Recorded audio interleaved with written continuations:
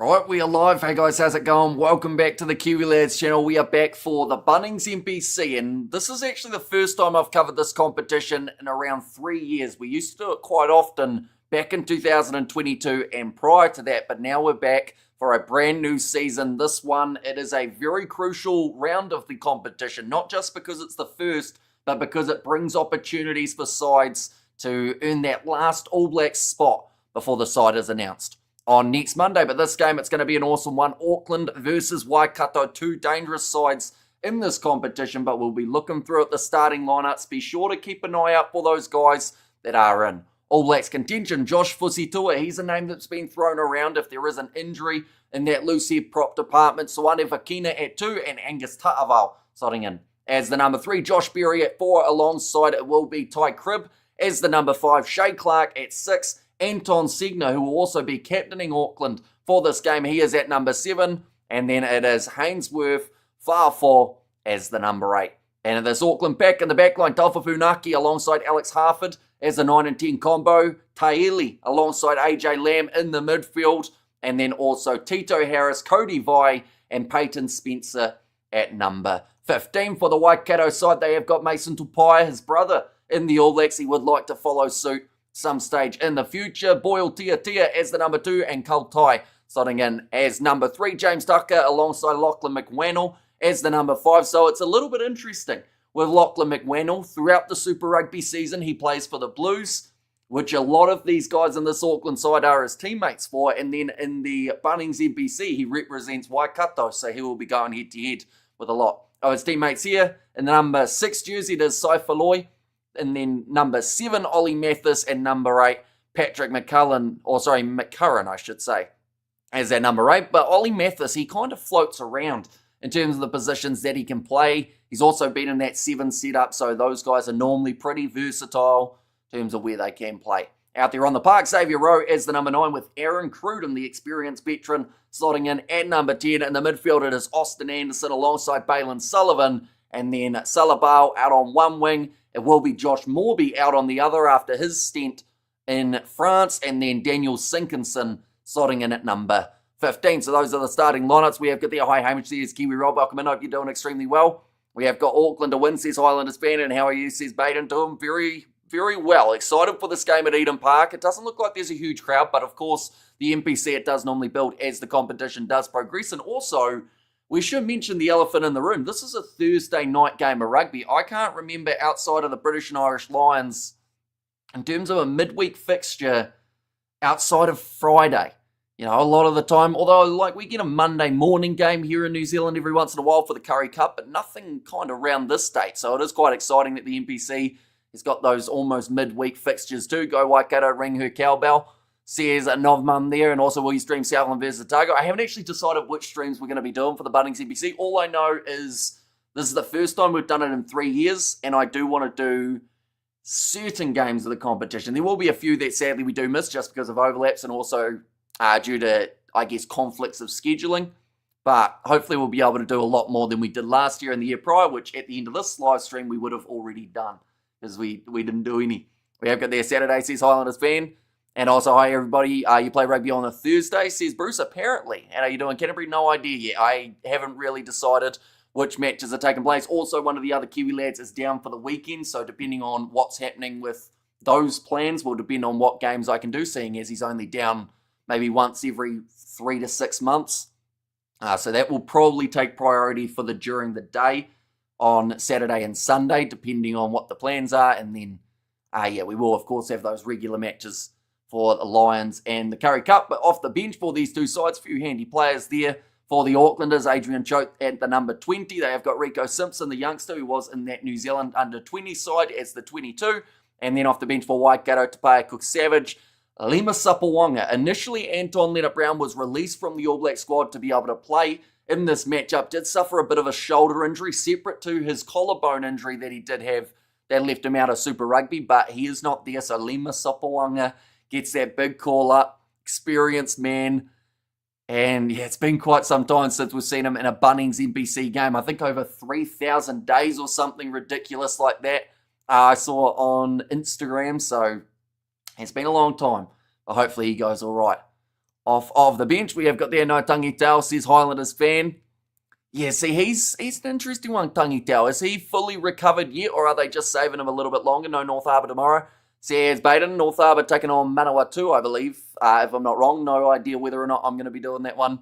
As of yet, we have got Wellington going to beat Canterbury. I actually do see George Dyer there with the Waikato side. Now, of course, he is not going to be playing in this contest, but I believe in terms of what they should be able to do here, Waikato, having someone like a George Dyer who is right on the verge of making it into the ABs, that has to be motivating for a few of these teammates. We have got good morning, how are you, Hamish? And We're Game Stadium, where is the team from? Are you working today? So there was a lot of questions all at once, so we will try our best to answer them. I am good. First of all, where's the Game Stadium? They are playing at Eden Park. Where is the team from? Auckland for Auckland and Waikato for Waikato, both from the North Island of New Zealand. Of course, Auckland, where the Blues are from, mainly for Super Rugby. And then Waikato is more Chiefs territory for the Super Rugby Pacific season.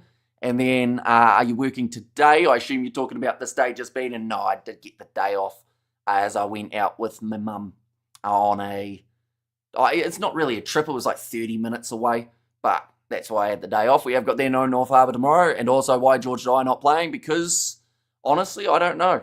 Maybe he's saving himself for that All Blacks selection, hoping that he will get maybe sneaking in there as Tyrell Lomax injury cover, which I honestly think is what they will do. But we'll have to wait and see. Tasman back row stacked, says Highlanders fan.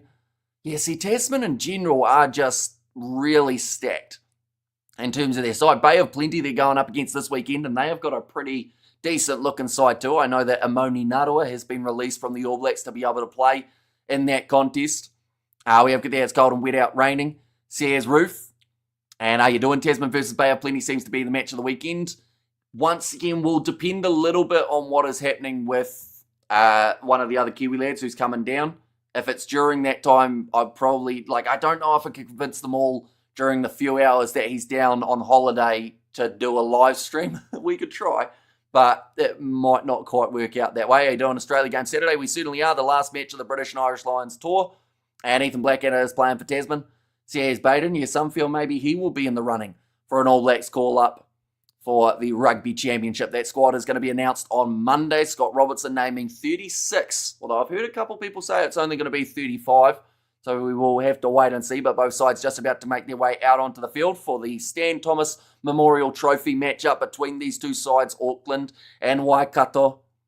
Of course, we've seen some brilliant battles between the Blues and the Chiefs throughout Super Rugby Pacific. Now we get to see the regional rugby taking place. We have good there, Kiwi lads, rocks this planet, best commentary, Hamish. Says a roof there. Just showing the next 5 games for these two sides. In fact, I think we've got the next 4 games for the side, so we might as well show that while we're at it. For Auckland, they have got Canterbury in 10 days' time, taking them on our Apollo Project Stadium. Then they've got Taranaki, so a pretty tough start to the competition for Auckland, but similar to what we saw for the Blues in Super Rugby. They are just showing there Aaron Cruden, age of 36. His debut in the NPC was in 2008. So that was 17 years ago, ladies and gentlemen. That is a long time. But he's still out there. He will be the fly half for this game. And Lima Sopawanga, with just as much experience, he'll be making his way off of the bench for the Waikato side. Their next game will be up against Wellington. Then they play Counties Manukau. And then Taranaki, followed by Southland. A little bit of a Saturday-Sunday trend going on for Waikato, except for, of course, this game taking place on the Thursday night. We have got their predictions, Hamish. I do think that Auckland will win this one. They are slight favourites for this match, but I do also think that their backline. But then that's the thing. Waikato have got some pretty handy players. I'm very curious to see how Aaron Cruden goes in that 10 jersey because, he's been doing a lot of punditry throughout this year. He does normally take part in the NPC though, but I just wonder whether or not, if he can't feed that backline as well as they need it to.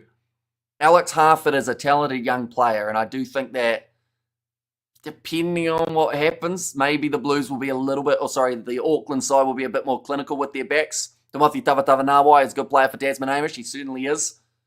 Oh, we're seeing someone do the chicken dance in a chicken suit for Auckland. I assume that is their mascot. Is their mascot a seagull? Because if it's a seagull, why is it doing the chicken dance? But anyway, Paul Williams will be the referee in charge of this one. Why not Will Jordan playing for Tasman? There are a few players who aren't going to be playing for the NPC sides, and I think that's just to protect injuries a little bit. Evening, Hamish and people. CAS Studs Rays, welcome in, mate. Hope you're doing extremely well. I'm going for the Waikato at South Island. Maybe closer than we think. CAS Ruth. And also, who's your mystery man at the moment for this match? I actually think if we had to go with someone that not many people know, that's actually quite tricky to say. But I would say Josh Morby to a certain extent. He's just come back from France, where he was playing, I think it was for Montpellier. And, you know, he's one of those guys that was tearing it up for the Hurricanes, and then he did go overseas, which a lot of people were disappointed about because he was just about on the cusp of an All Blacks call-up, or at least it felt that way. For the Auckland side, I would say like a Shea Clark. At Auckland, for me, forwards too much. Yeah, they've got a good balance at the moment, Auckland, in this lineup. But currently on the halfway line, Auckland will be on attack. Taufa Funaki going off to the right-hand side. But they will start to use this back line quite nicely. Gets it out to Anton Segner, who is positioned out on the wing for now, but he's tackled well by Salambiao. Currently Auckland sitting about 20 metres out from the Waikato line. Taufa Funaki looking left. Looking forward to seeing Rico Simpson off the bench as well. A-Stream, the other game tonight. I don't think there's another game tonight, is there? Unless we're talking about the cricket. And now Taufa Funaki trying to feed that ball back. It has gone backwards just. Paul Williams says play on. Anton Segner, pick and go. Hurdles over one player before he is smashed in the shot by Lachlan McWannell. Of course, those two men teammates for the Blues. In this match, they will be rivals. Straightening run from, I believe that would have been Ty Cribb. Was wrestled down and the penalty goes the way of Waikato. And Classic Wallaby says Novmum there in Auckland Blues Proud Club. Says Ruth. All right, so that will be a very crucial penalty just won by Waikato.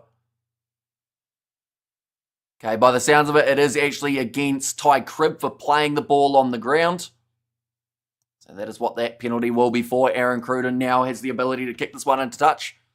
We are good there, the Classic versus Lions legend. I didn't even know it was on, if I'm being honest.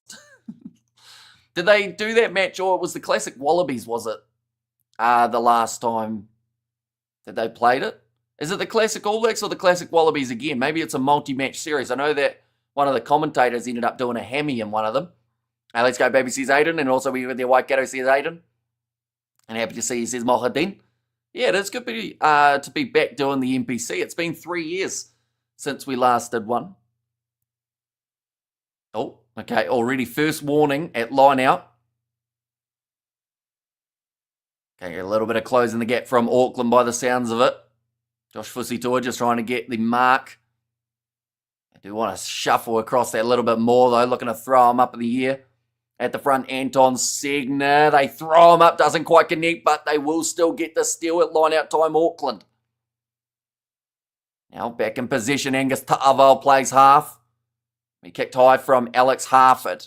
Have you all missed me? Says Aiden DV. It's been quite some time since we have seen you on a live stream, and I do see that you are going for Waikato in this one, and that one's going to be kicked into touch. Nicely done by Daniel Sinkinson, creating the angle.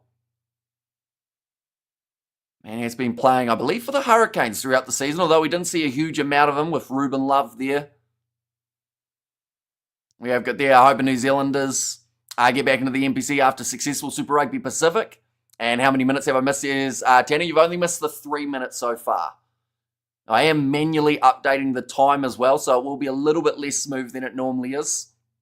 But we will try our best to keep it relatively flowing. Now, nice attack and run from Cody Vai. Couldn't quite get the next pass away. Xavier Rowe making a good low tackle. Kicking behind from Funaki. Chasing after this one is the Auckland fullback, but it is well claimed by Aaron Cruden, who just stops Peyton Spencer from being able to grab it. Going to be the goal line dropout here. Looked like Aaron Cruden was considering taking that one quickly. We've got a replay going, but no, this time it is going to be kicked into touch. Waikato off the tap. Any games tomorrow, says Mohadin. There is one match taking place between Manawatu and North Harbour, but I'm not too sure if we will be covering that one as of yet. Good on you, Hamish, covering game. Enjoy the call. We got there's too much rugby. It's like the Premier League now, says High Life. Yeah, there's pretty much a game. Well, honestly, with the NPC now having Thursday night games, Like, it's pretty much the case of Thursday to Monday is rugby related. The teams get about 1 or 2 days off, maybe 3 if they're lucky, and then it's straight back into who's being announced in the sides, who's training. And now backline movement for Auckland off to AJ Lamb, who bumps off Xavier Rowe, who does do very nicely to stop him there. Huge shot coming in from Aaron Cruden. Put in the shot on Peyton Spencer, but 5 metres out from the line now. Auckland in a good position to be able to score the first try of this fixture. Angus Tava with the pick and go at Eden Park. In front of the home crowd, although, of course, he has had a bit of time at the Chiefs throughout Super Rugby now.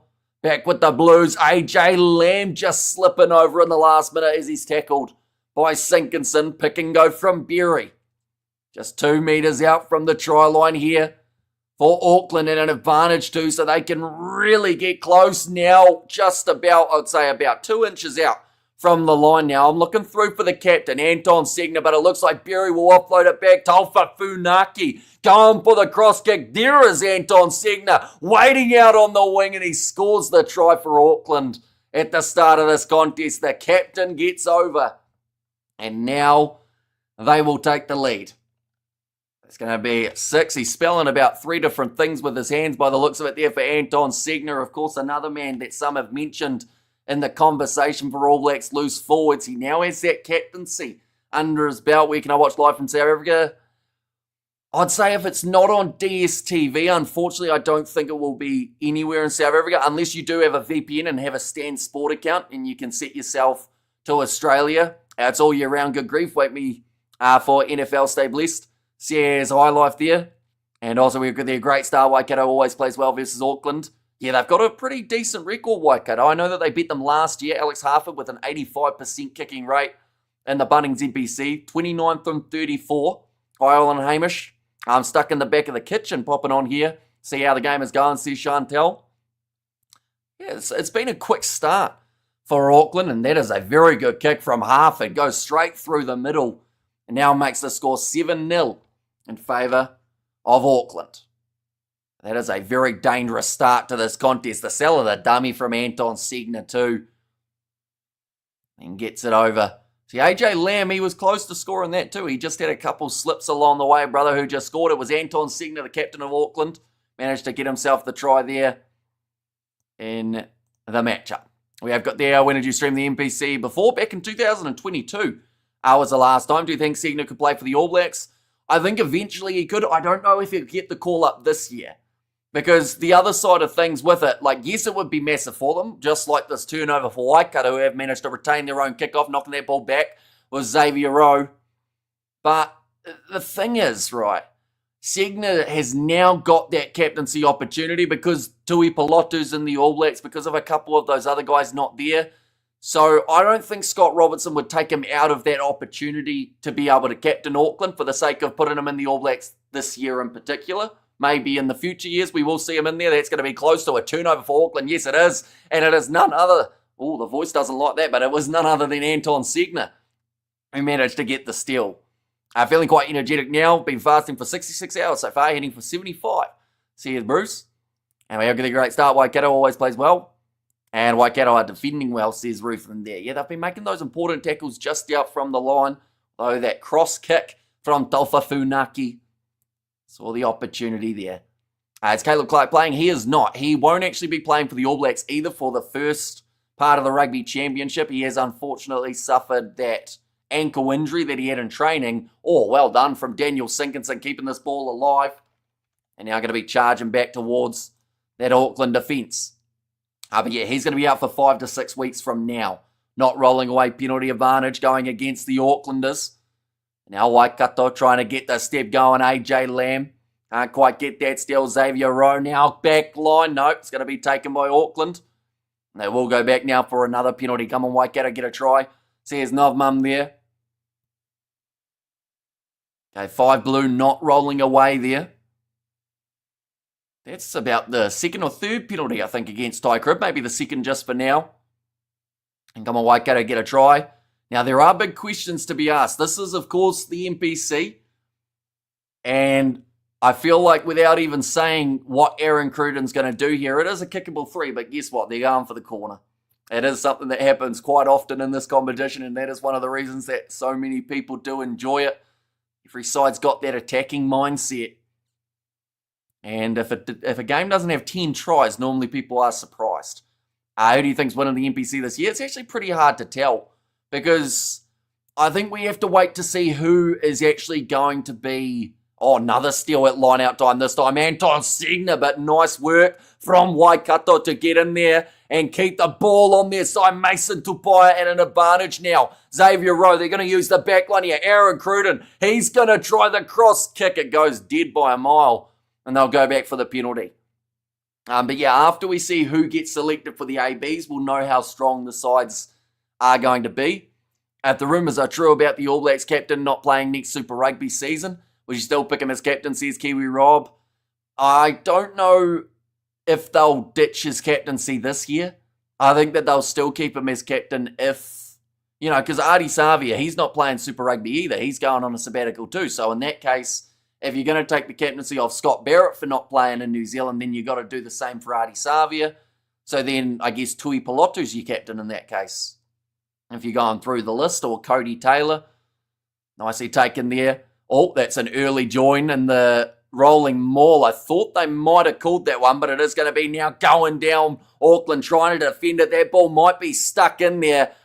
I think there were about 2 or 3 things that could have got them penalised there, Auckland, but the ball will still be on the side of Waikato. Xavier Rowe trying to feed them over to the left-hand side, the attack and play. Now James Tucker just about held up, still pumping the legs, will be just short. Rowe digging in underneath. Back across to the right-hand side. Great two-man tackle on Saifaloi. Told to get out of there, Auckland. Segner's marching through the middle. Causing a bit of a disruption there. Now Xavier Rowe looking off to the left-hand side once more. I see Josh Morby just waiting patiently out on the wing for his first touch since getting back. Now off to the left-hand side, Cruden had Balin Sullivan with him. Hangs on to it. He'll regret that because Berry's lined him up from a long way back. Has hit him hard once again. Little bit of a counter-up coming from the Aucklanders. Now backline movement. Josh Morby has come in a little bit and has got his first touch of the day we have got there. Good morning, Hamish. I hope you're doing well, says Victor. It is greatly appreciated you being in the stream, Vic. And yeah, hopefully you've been enjoying the hecticness that has been the Curry Cup. Definitely that last game. The little kicking behind from Rowe is nicely claimed by Peyton Spencer, who was slipping and sliding as he went down with the ball. But Auckland sitting 5 metres out from their line now. Josh Fusitua, big shot on him by Mason Tupaia. The loose head props hitting each other. Already moved to 13 minutes through this match. So it's absolutely flying by. We'll update the time as well while we're at it. But Taufa Funaki kicking this one downfield. Does go into touch. Bay of Plenty says Kiwi Rob, but who's going to be winning it? Oh, sorry. Wait, is that for Tasman versus Bay of Plenty, or who's going to be winning the NPC this year, Kiwi Rob? Good afternoon, Hamish. Hope his week has been all right, says Blues Day. It's been very fast, I'll be honest. It only feels like a few days ago that we were doing the Curry Cup, and that is actually because it was Thursday night rugby, something we don't get too often. But I'm certainly not complaining. By the way, Mr. Hamish is new. Classic Wallabies versus Lions Legends after this game on Sky Sport 4. Yeah, I have to give it a watch. I didn't actually realise it was on, I'll be completely honest. But yeah, I have to give it a watch. I'm not even sure who's playing in those two sides. But Xavier Rowe going for the kick in behind. It's going to be charged down and nicely showing off the pace there is Shay Clark kicking it downfield. And it looks like he's going to win the foot race easily. He grabs it for one more time. And he will score the try, except it wasn't Shay Clark. It was Xavier Tito Harris. And another try now for Auckland. That was just counter-attacking rugby at its finest. They did have what looked like a lot of men on the outside there for Waikato, but the pass intercepted. Who threw it? Oh no, it was the grubber, from Xavier Rowe. That did get cut off. We have got the donation as well from Blues Day. Thank you very much, mate. Greatly appreciated. And it came right at the time of Xavier Tito Harris scoring. So that's starting a trend there. And come on, Waikato, get with it. And try, says Vic there. And Auckland attacking that try line, says Ruth. I'm a Bay of Plenty. Are you actually? I didn't actually know that. I know that you're a Blues man through and through for Super Rugby. So do you live in Auckland, Rob, or are you from Bay of Plenty initially, or what's the origin behind the Bay of Plenty support? Do let me know. Yes, time is flying, Hamish, says Blues Nate. And yeah, all of a sudden, it's going to be the Rugby Championship. I know that the All Blacks are being named on Monday. We're going to be covering that on the channel. But 14-0 at the moment for Auckland, who are absolutely flying at the start and showing off the pace with Xavier Tito Harris. It just didn't look like anyone for Waikato was going to get anywhere near him after he started running.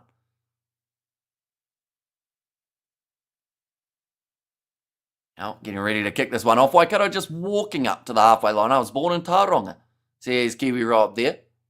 And yep, thank you, Hamish. And also we get that try, Hamish from Roof there with the emojis.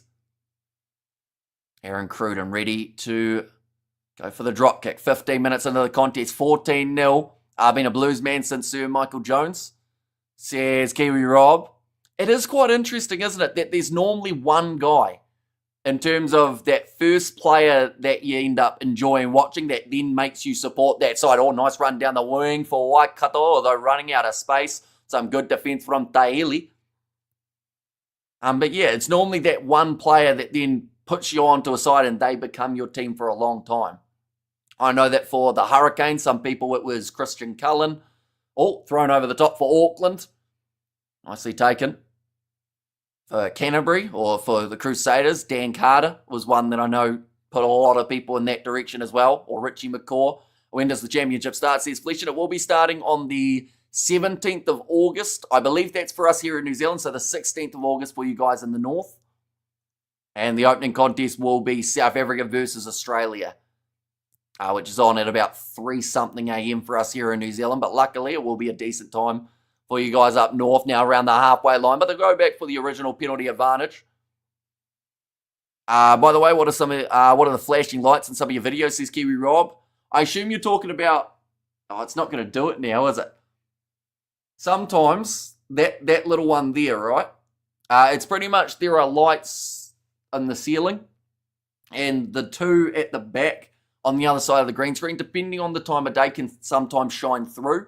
It's just because my green screen isn't quite as thick as it should be. I'm thinking about trying to put something behind it. But yeah, people think that I've been abducted by aliens and I kind of just ran with it. So, haven't corrected them yet. Popping in with morning coffee. Good morning, says Carlin. Welcome in.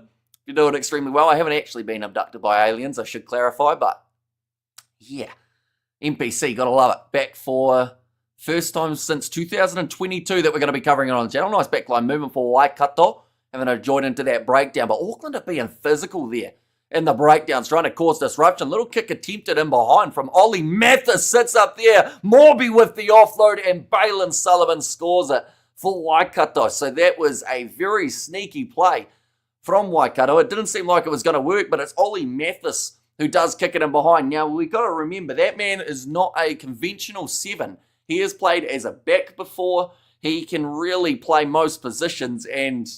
You know, he can grub her not too badly by the looks of that. Just a bit more physicality from Morby than his opposite in that collision. Ends up getting that ball back. And try. Legit watching this while at the stadium. Says M or me, TY. Do let me know, how many people do you think are there? Because we can only see like the far side. But yeah, is there a decent number on this near side? Like, I'd assume, of course, it's not going to be Super Rugby numbers, but hopefully... there are a few people there because, like, at the end of the day, this is going to be a very good contest, as we've seen. That's real sharp. Auckland slightly asleep there. I think they were. Like, that grubber in behind from Ollie Mathis. I don't know exactly who is to blame. That kick missed from Aaron Cruden. But it just seemed like Josh Morby had that little bit more just urge to get the ball. You know, he wasn't just resting on the fact that the opposition were going to get it. He just charged down there, gave him a little push and grabbed it. We have got there, I have a story. Aliens for off the chat. Wait, you have an actual alien story. Wow. There you go. I am intrigued. We have got there, bad game, says Paul. In what way is it bad, Paul? Is it the defense that's bad, or is it the handling, or what is it that you actually don't like about it? So I'd say so far it hasn't been too bad. Now we have got there Waikato on the comeback trial, says Roof there. And I'll say, hey, mate, says Flesh to Blues Nate there. Now ready to throw this ball in for Zawani Vakina. Nicely taken by Anton Segner. Talfa Funaki And off to the left-hand side now, AJ Lamb straightening run in the middle of the field. So at about 35 metres out from the line at the moment here. Anton Segner already has scored once for the Aucklanders. Does do very nicely with the carry. Taufa Funaki looks pretty slippery underfoot at the moment. These two sides, but it's a good tackle made by Patrick McCurran. Ta'aval playing halfback again, not for the first time in this match as we pass the quarter mark of the matchup. Taufa Funaki almost sniping through, kick forward by Bury. Bit of a slip there for Ollie Mathis and having to go back there. In fact, sorry, it was Daniel Sinkinson. And one more Hamish, my bad. Says Blues name. And also we there saw aliens in my neighbourhood garden yesterday. Wait. Saw it in my neighbour's garden. Okay. So as long as you've got a big fence, you should be fine. Oh, charge down kick. Oh, and a slip there for Josh Berry. I don't know why the field is so much slipperier than it seemed during Super Rugby. But it just seems like it's an ankle breaker waiting to happen. 5 penalties against Auckland throughout the early stages. Bit ill-disciplined in this first half. Oi, play footy is what we just heard from Paul Williams. So I think there was a little bit of chat going on. All right, we will go like this, and we will go like that as well. We have got the... I didn't realise that was what you meant by one more. Wait, you're not actually going to donate every try, because the NPC is known for having like 10 tries a game, so that would really hurt the bank account, I would think. And get out of there, Waikato. Says no more. Well, luckily they have, although their line-out has not been too successful, but they have done very nicely there. Now going for that rolling maul. Only 14 points to 5 at the moment between these two teams. Rolling forward quite nicely, waiting. Get to use it here for Xavier Rowe. And Auckland have superstars. Who was the most famous player for the Blues? Are you talking this season or just in general? Oh, that's an awkward landing. It looks like he might have been hurt here, one of the Blues players. I think it's Alex Harford. He's going to stay down, but the Waikato side going to make the most of it with the man advantage, passing it out to the left wing. Now moving to only about 15 metres out from the line. Aaron Cruden pick and go. He's nowhere near big enough to be doing that. He has been smashed backwards by AJ Lamb. Now big shot on James Tucker, but he doesn't want to go down without a couple extra post-contact metres. Rowe. Across to the right-hand side again. Good backline movement could be on the cards here for Waikato. Galloping forward was Josh Morby, who has tackled low. Now let's go. Waikato beat them Aucklanders, and the penalty will go back. And Dan Wars play tomorrow night. Manawatu versus North Harbour tomorrow at the same time.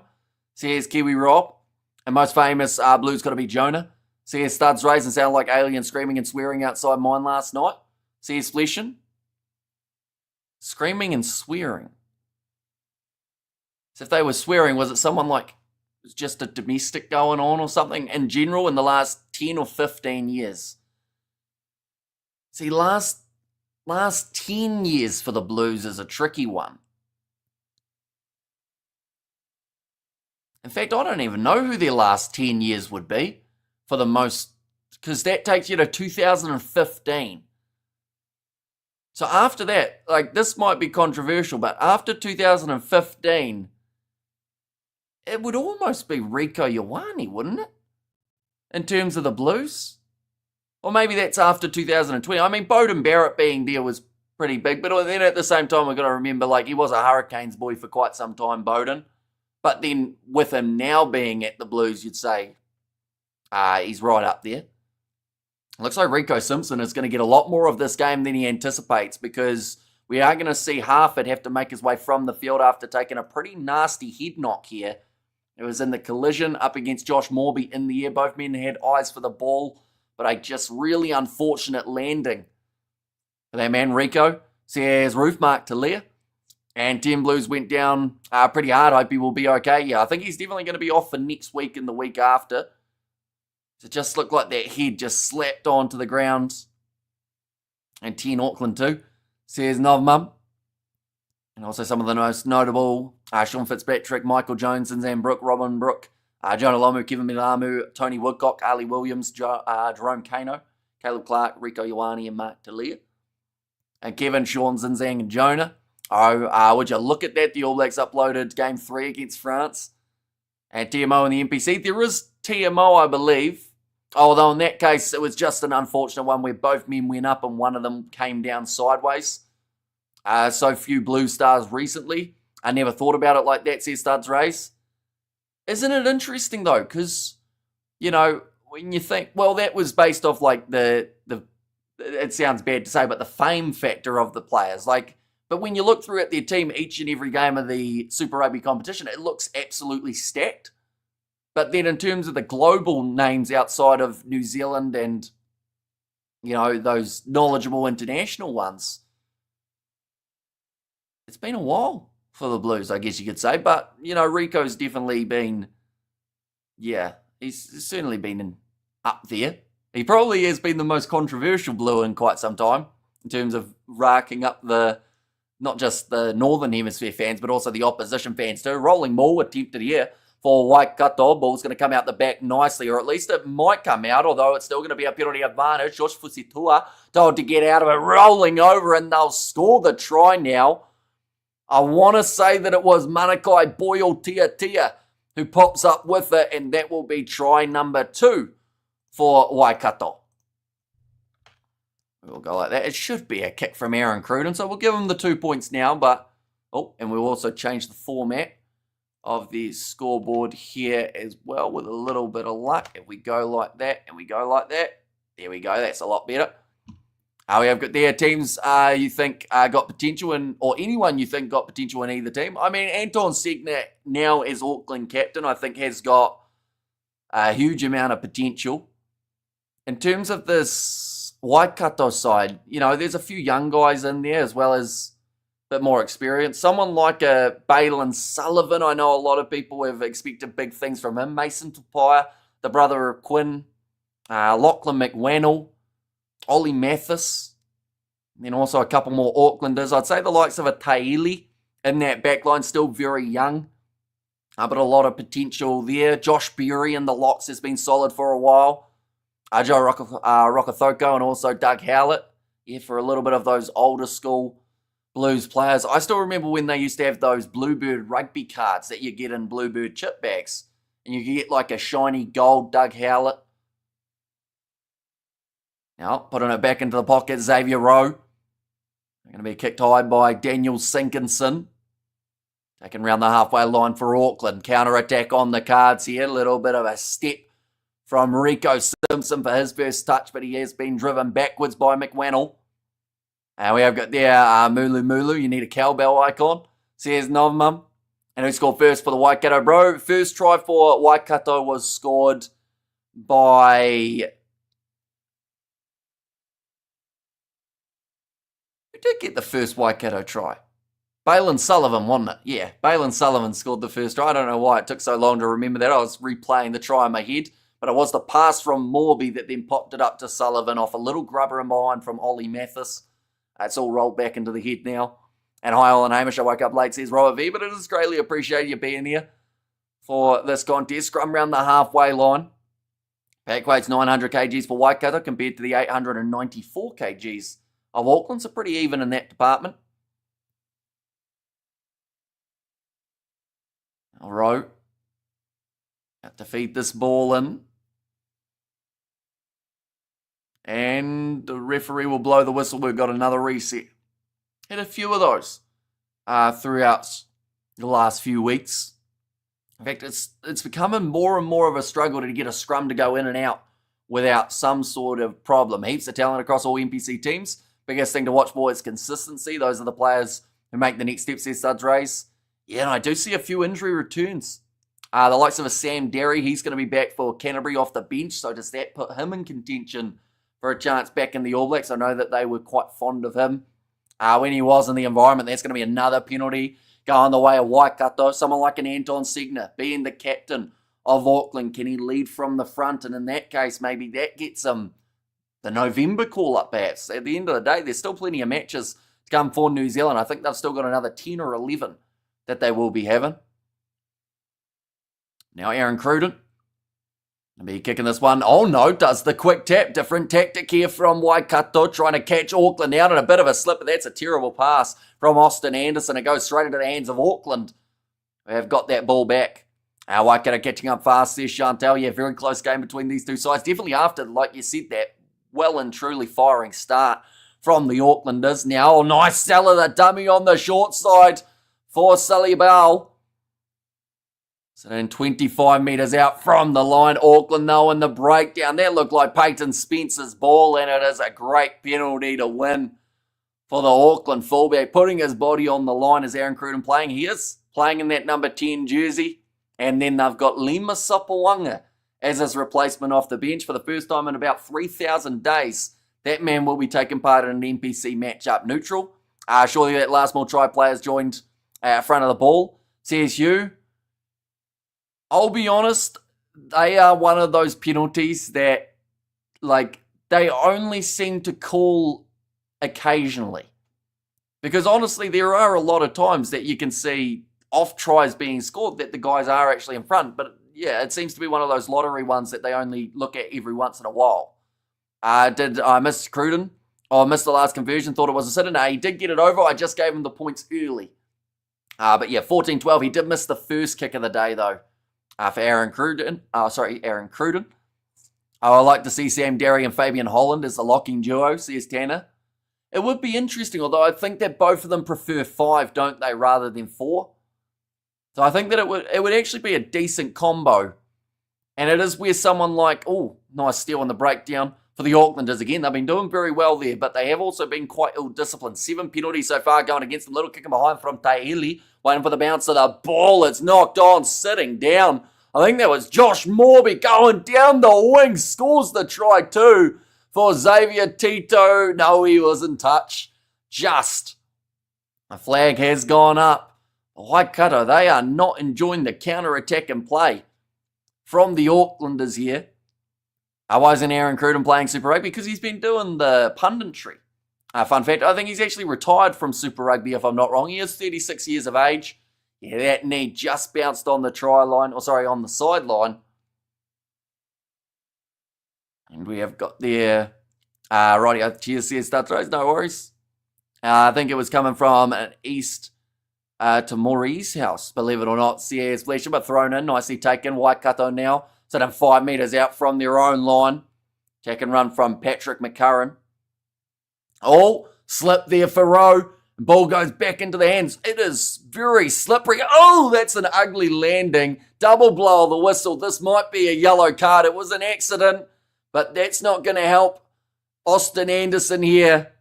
Okay, they've taken him off the field for 10 minutes. You're doing this, Cheetahs versus Pumas. You're doing this, Cheetahs. Is that the Saturday morning game? Because if it is, that one might be the one that we're skipping for the Curry Cup this week. Is there a big difference between 4 and 5? I'm honestly not an expert on it. I know that certain players, for some reason, do prefer... Yeah, that's an ugly landing, and that's got to take all the wind out the sails of the Blues player there. But, yeah, some players just seem to stick to one of the jerseys throughout their career, although someone like a Scott Barrett, we've seen play 4 and 5. Tui Pilotu the same. So sometimes it can just be a little tactic preference. You know, Tupavai, he can play both. So I don't think there'd be a massive problem with it, although I think the All Blacks will stick with Tui Pilotu or Barrett in that 4 jersey for now. And then maybe if you did have Derry in there, he could be that guy off the bench. Does bring that impact. And that kick has gone over. Now going to give Auckland a 5-point lead. I think that you don't see too often throughout the NPC is those 3-pointers taken. And bad luck, not intentional. Yeah, it was an unfortunate time on Stephen Perafeta wearing his Auckland Rugby jumper for this one. And we have got there, Waikato can bang one in. Would be a good pick for a Super Rugby team next year. Thought Lima was signing for Moana Pacifica. Has he gone to Moana Pacifica? I know that Ngarila Mape has. But it wouldn't surprise me if Lima Sopawanga is also another guy that's been confirmed for them. At the end of the day, they had about 13 guys leaving, didn't they? Which is going to be pretty brutal. Now we are already 32 minutes, I believe, through this fixture. Yes, we are. All right, ball available for Taufa Funaki. Carlos Spencer, surely one of the Blues greats, and his son playing in this match. Peyton Spencer in the number 15 jersey. Now I'm Josh Morby with a bit of a step there, and a big shot from Zoane Vakina, forcing his head backwards. At Auckland all day, says Nars Williams. Who do you want to win? Honestly, I'm pretty impartial for the NPC. I just hope that it is going to be a good game, and so far it has been delivering. Kicked high from Aaron Cruden and taken the mark there inside of the 22 for Rico Simpson, but they will go back for the original penalty. What's up, people? Says Xander, welcome in. I think that was Daniel Sinkinson just a little bit too far in front of the kick. And in restaurants, English love their food, says Ruth. Just the English or more than just the English? There's a lot of Oxford.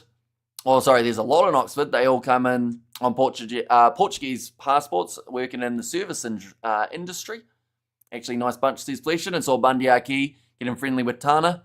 Would be a good future signing, says Ed. It would be pretty cool.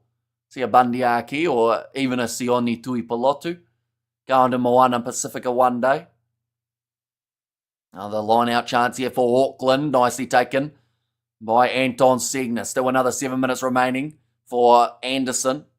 And there was just the forward pass there from Auckland on attack. You sit on the fence a lot, Hamish. Any sport teams are you barrack for? Honestly, not. I'm trying to think. I don't think there's any in football or in cricket. I'll go for the Black Caps, but not really like some people would. If I'm at the game, I clap. In fact, I have a slight story about that. We went to Australia versus New Zealand, the test match in Christchurch, I think it was last year. And anytime Australia would score a single or a two, the whole area where we were, we're talking probably 1,000 people, no one clapped. And I think I was the only one clapping when Australia got runs, but I confused a lot of people because then when New Zealand got runs, I would also clap. So they probably didn't know where I was from. But now, sitting 22 metres out from the line, Waikato going downfield. Nicely taken at the back for Auckland, Cody Vai. Now kicking this one in behind. Has got plenty of pace, as we've seen on the 7th circuit, which will be returning in the next few months. Aaron Cruden kicking it downfield and into touch. Auckland now with the line out. Get the smiling one from Nars Williams. They're mostly English. In fact, a huge mix in London, and also wonder if Josh Morby's contract with Montpellier ended early. How often do top 14 players come back to play in the NPC? Yeah, there's not a huge amount. I know that Whainan Uku is back too, but I think his contract has also ended, hasn't it? Not straight throw for Auckland. It's just those little errors at the moment that are starting to catch up with them and giving Waikato a bit of a half-by comeback chance. And it's going to be now the scrum for the Waikato. This first half has gone so quickly. I don't know whether or not I'm the only one who feels that way, but we're already 35 minutes through in a match that feels like maybe 20. And my father, being English and Welsh, loved Indian Thai food. I also Italian pasta, says Ruth, and Iceander, says Chantel. That one hasn't gone too close to the 22, although that might have been strategic from Aaron Cruden, going with a kick that was not too deep. Ball pops out the back for Taufa Funaki, wrestled down by James Tucker. Another man who has been at the Blues in the past. AJ Lamb, back across to Josh Fusitua. Disgusting Australians can't even justify cheering the Oz cricket team, says Studs Rose. Yeah, I think I sometimes forget who I'm supposed to be supporting, and then I'm happy to be there. I'm hoping to go to the West Indies versus New Zealand, but the West Indies are one of those sides that not too many people are firmly against. Running into his teammate there, and that will be the penalty to Auckland for the accidental obstruction running into James Tucker. Why are the Wallabies playing horribly lately? I don't know if they've been playing that badly, though, have they? They were good in that second match up against the Lions, although at the same time, 3 points in the last 45 minutes did hurt them quite a bit. But, honestly, they've looked better in the Lions series than a lot of people thought they would have. It's just unfortunate that they are 2-0 down after only losing by a total of about 13 points combined. Sorry, my net cut out. Says Kiwi Rob there. What was the score the last time you were here? I don't think, oh no, maybe the extra 3 points for Auckland, I believe, is all you've missed. And also the yellow card for Austin Anderson, which I think is already ended. That is how quickly this game is going. And off to the right-hand side now. Trying to step in the middle. Aaron Cruden ball on the inside to Balin Sullivan. In fact, I think he might still be off the field. They have just got rid of the graphic. Off to the left again. McWunnell to 30 metres out. They do need another try before halftime. Auckland, if they really want a chance of going in with confidence. Little grubber in behind from Aaron Cruden. An awkward bouncing ball. Well controlled by Safaloi. Now kicked in behind again. Xavier Rowe looking for the awkward bouncing ball. And kicked into touch by Taufa Funaki. Little knock on, in fact, by Auckland first. So they will have the scrum now. Never betting on this dumbass sport again, says Smith. Good call. Anyone who has bet on it, we always tell them that was a terrible decision. Out of curiosity, what did you bet on? Did you bet on Waikato to win, or was it something else? But yeah, rugby is just too unpredictable. Like, you're pretty much just donating money to whoever your betting outfit is. Did I hear you say you are skipping the Saturday morning Curry Cup game? The 5 a.m. one I will be, I believe, because we might be doing something on Saturday morning outside of the streaming. And up the Blues, how is Auckland doing and who scored? So far we saw Anton Segner score in the first couple minutes, the Auckland skipper. Then from there we saw Xavier Tito Harris get himself a try and then also the 3 points. Oh, free kick going the way of Auckland. That is a brutal one. Waikato only sitting about maybe 20 metres out from the line. Mason Tapai putting his hand up and apologising, just pre-engaging at the worst possible time. And then for the Chiefs, we did see, for Waikato, we saw Balin Sullivan score, and then also Manakai Boyle Tia kick downfield. Just mentioned there that the kick did not find touch, but Daniel Sinkinson now going down the field, I agree, Roof, with the Wallabies. And also, speaking of the Aussies, I think we play the Aussies in Cricket Legends today in the semis, but Wallabies break a record, go out cheaply. We get knocked out in another semi-final. I wonder where that's being shown. Is that on Sky or anything here in New Zealand, I wonder? I see taken by Auckland. Just the 1 minute remaining in this first half now. Come on the Mooloos. Have you seen the chat from the Aussies? How if the NRL didn't exist, the Wallabies wouldn't lose a game to these freshmen? I've heard that said a few times. I think they'd still lose a game, but I honestly do think Australia would be a lot stronger. But then that's like, there are a lot of factors that work in that same favour. You know, if certain players never got injured for teams, they would have been stronger. If New Zealand had their eligibility, the same as others, some have said that they would be even stronger. Aaron Cruden now pass on the outside, misses absolutely everyone, and it does go into touch. It's been pretty safe betting against us recently, says Fleshin. Yeah, except for that game up against Japan. I wonder how many people lost money for that one. You're doing the 2 morning games on Sunday, and then the game on Monday morning, says Kiwi Rob. I am hoping to, yes.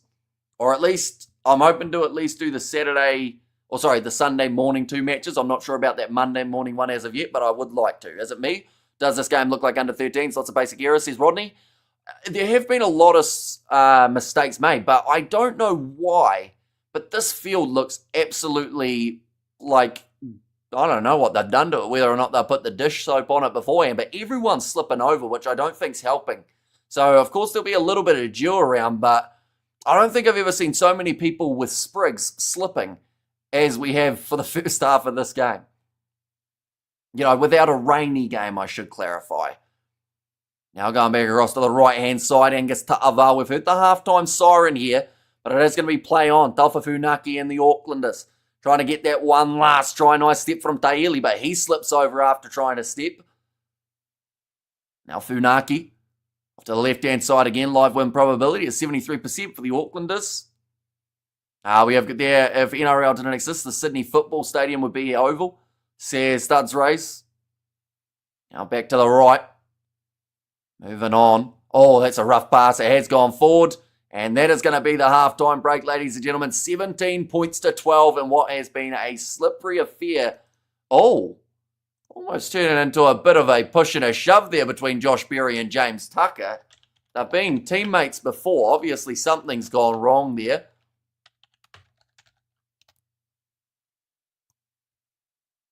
Okay, James Tucker not happy about something. It takes a little bit to get under that man's skin. It might have been a scrum cap situation because the scrum cap was sitting in a very awkward way on top of his head. Did World Rugby change penalty rules? so teams don't have to scrum, says Xander. Not that I know of. We've seen a lot of free kicks, though, in recent time. Not related to this game, but New Zealand Rugby losing Nathan Hastie sucks. He will be first choice 9 for the Wallabies now, says the Sporting Kiwi. And also with the fact that Nick White's now hanging up the boots, I see.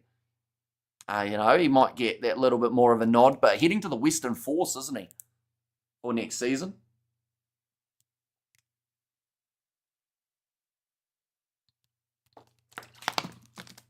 We have there come on Waikato, says Chris and Jenny. Are you going to do Bay of Plenty versus Tasman game? Not 100% sure just yet. I do want to do a lot more of the NPC than I did last year and the year prior because we didn't do any games just because of the amount of overlaps that were happening. But, like this season, I'd like to think we'll be able to do a few more. Like Bay of Plenty Tasman's on Sunday afternoon. So it could definitely be a possibility. I don't think I'll get much sleep throughout the night because I am going to be doing 3 live streams on Saturday night and the 2 on Sunday morning going through to 5 a.m. But I'm a sucker for punishment, so I'll probably stay up and do that one as well. Looking at the games of the NPC and other rugby games this weekend. What other ones are you looking at doing, says Kiwi Rob? So the 3 that I've got completely and utterly confirmed is Australia versus British and Irish Lions 3rd test, the Curry Cup game between the Sharks and the Lions, and then the Western Province and the Bulls, or actually the other way around. I think that those 2 sides for the Curry Cup are slightly different. One moment, I'll get the right order. Bulls versus Sharks, Lions versus Province. So, yeah, I'm hoping to do both of those games too. At this stage, those are the ones that are locked in. Saturday will be dependent on whether or not we are doing anything in terms of hanging out with the other Kiwi lads. And a little bit the same with Sunday, although I think that possibly Sunday we won't do too much other than in the morning. We have got there's Austin Anderson still signed to the Brumbies because Les Kiss will get him in the Wallabies, no doubt. Says a Sporting Kiwi. I'm not actually sure if he's still in that Brumbies. I assume that he would be, though, wouldn't he? A little scratchy game. But both teams chucking the ball around in the first game of the season is in the middle of winter. Could be a little more tactical, says Studs Rays. Yeah, I think that anytime someone's tried to step an open play, they have just gone down. Is Curry Cup like NPC or Super Rugby? So if you were looking for the comparison, you'd say that Curry Cup's like the NPC because it is the provincial rugby of South Africa. Just a lot less teams. Like for the Bunnings NPC, of course, you've got the 7 or 6. I think it's 7 games a weekend, isn't it? Whereas for the Curry Cup, you've only got the 4, as there's 8 teams. And the Got My Sleeper's going to be so screwed. Next month, the Women's World Cup, says Nov Mum. Yeah, there are a lot of random hour matches that are taking place, not just for the Rugby Championship, but also, like you said, that Women's World Cup taking place, the Curry Cup continuing. Not that far away from the URC starting back up as well. And then the 7s, that's always a brutal one for the sleep schedule. I just searched that big number 6 from Waikato. He's Xavier Saifaloi, sorry. He's 6'5" and only 23, could have potential. He could do, yeah. Like, he's one of those guys who, he actually reminds me a little bit of a Tupavai. Just a little bit. And I don't know whether or not that's because he's wearing a kit that looks very similar to the Chiefs one. And of course, we saw Tupavai in that. 6 jersey, not so much for the Chiefs, but also more so for the All Blacks. But he's just got that kind of offloading game as well that can make him very dangerous. Is that the same bottle every game, or is it new? Says Fleshin. This one was replaced about, I'd say, 2 weeks ago. As the other one's label was falling off. So yeah, newer bottle, but not like new, like I just got it. Curry Cup is like their NPC, or New Zealand NPC, yeah, I'm from South Africa. Says Pampone there. Partly cloudy with a few showers. Northerlies issued at 5:32 p.m. on Thursday, the 31st of July for Auckland. And Saifaloi looked good in both his games for the Satyrs this year. Says in Soviet Russia. But yeah, he's just got that build of a guy that could be very handy. Because it's been talked about a lot for New Zealand anyway. People say that they don't have enough size in certain aspects of their game. But you stick a 6'5" bloke out there, you certainly notice it. Provincial teams too diluted with top players in the Springbok squad, not the same.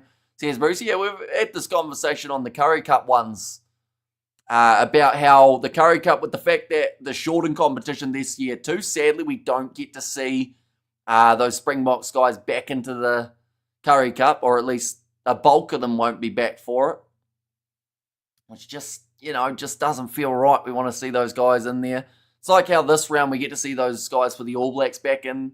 The NPC has 14 teams. There's Kiwi Rob, it certainly does, with the 7 games a weekend, although sometimes not quite the weekend, which is where my confusion came in, because some games are on like a Thursday, and in the past we've had like midweek games taking place too. You guys from New Zealand, who is your GOAT, currently between DuPont and Dutoy. They both play very different positions, so I feel like it's very hard to compare them. Like, Pieter-Steph Dutoy is just an absolute freak of nature. The man who is as big as he is shouldn't be as quick as he is. He's extremely skilled in the breakdown.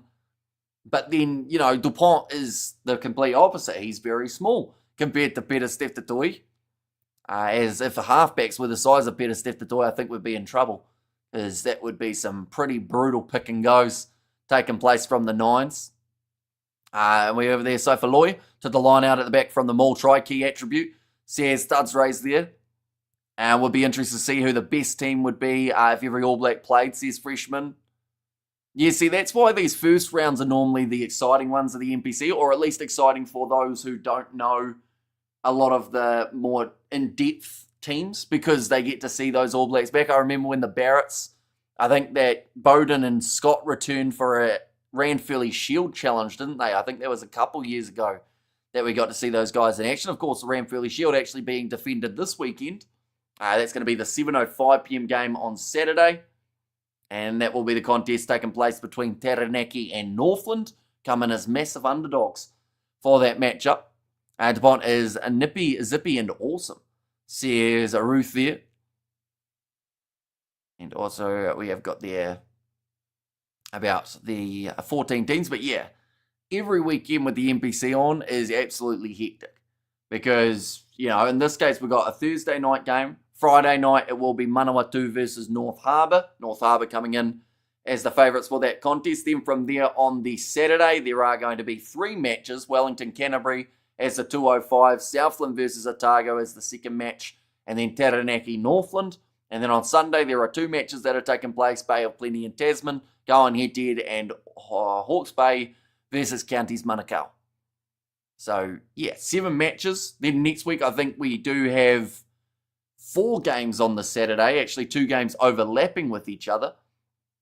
So, no game on Thursday night next week. I'm not actually sure what the reasoning was behind a Thursday night fixture rather than having 4 games on Saturday. Maybe the fact that it's a Ranfurly Shield challenge. That was a good game. Taranaki took the shield from Canterbury. Had all their All Blacks as well. Moonga, Whitelock, Taylor. What year did that one take place, Freshman?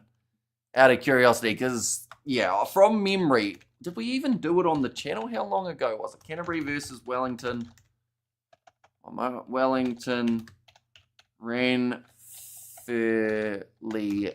I spelt Ranfurly wrong. We got to get the N in there. There we go.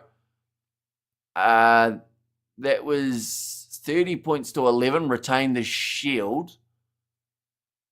When was that one? That wasn't the right time, I don't think. 2000. Was it that long ago that it took place? Was it 5 years?